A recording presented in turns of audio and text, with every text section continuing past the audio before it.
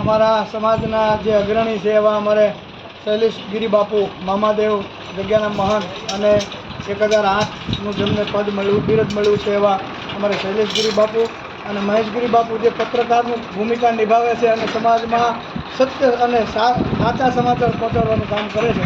તો અમારે મહેશ ગિરી બાપુ જ્યારે પધાર્યા છે ભૈરવ દાદાના દર્શને તો બે શબ્દ કહેશે અમને કેવો અનુભવ થયો, કેવો આનંદ આવ્યો. બાપુ ઓમ નમો નારાયણ, જય દર્શના. સૌ પ્રથમ તો આજે જે સુરત દેવસ્થાન પૂજારી મંડળના સંતો મહંતો સંન્યાસીઓ અહીંયા પધાર્યા છે બપોરે 11 વાગ્યે, જે 3 વાગ્યા સુધી રોકાયા અને જે આનંદની અનુભૂતિ કરી છે અને એમાંથી 90% પ્રથમ વખત જ અહીંયા આવ્યા છે. અને અહીંયા આપ જે જોઈ રહ્યા છો જે કાળ ભૈરવ દાદાની મૂર્તિ કે જે 51 ઇંચની મૂર્તિ છે અને સુરતની અંદર દરેક મંદિરોમાં કાળ ભૈરવ દાદાની સ્થાપના છે, દરેક મંદિરોમાં મેં જોઈ છે, પણ આવડી મોટી મૂર્તિ અહીંયા પ્રથમ વખત સુરતમાં હું જોઈ રહ્યો છું.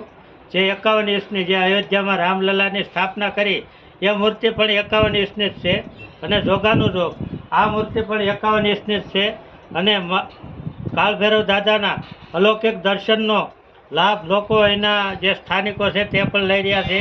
તો સુરતમાં વસતા દરેકે અહીં એક વખત આવીને દર્શનનો લાભ લેવો એ એક જીવનનો લાવો છે. કાળ ભૈરવ દાદાની મૂર્તિ અને કાળ ભૈરવની સાથે કહેવાય છે કાળા શ્વાન, કાળા કૂતરા હોય છે. જે અહીંયા 4 થી 5 કાળા શ્વાન અહીં જ રહેશે અને અહીં જ બેસે છે. અહીંયા પાછળ પણ બે બેઠેલા જ છે. તો સાક્ષાત કાળ ભૈરવ ક્ષેત્રપાલ દાદા અહીં દેખાડો એ અહીંયા જ રહેશે અને કાળ ભૈરવ દાદા જાણે અહીંયા સાક્ષાત હોય એ રીતે અલૌકિક મૂર્તિના દર્શનનો લાભ અમને આજે જે મળ્યો એ બદલ અહીંના જે આ આશ્રમના સ્થાપક એવા સુપ્રસિદ્ધ કથાકાર રાજુ રમેશ ગિરી બાપુ માંડવાવાળા એમના આમંત્રણથી આજે સર્વે પધારેલ અને સર્વે સંતો મહંતોએ આનંદ કરેલ. નમઃ પાર્વતી પતે હર હર મહાદેવ.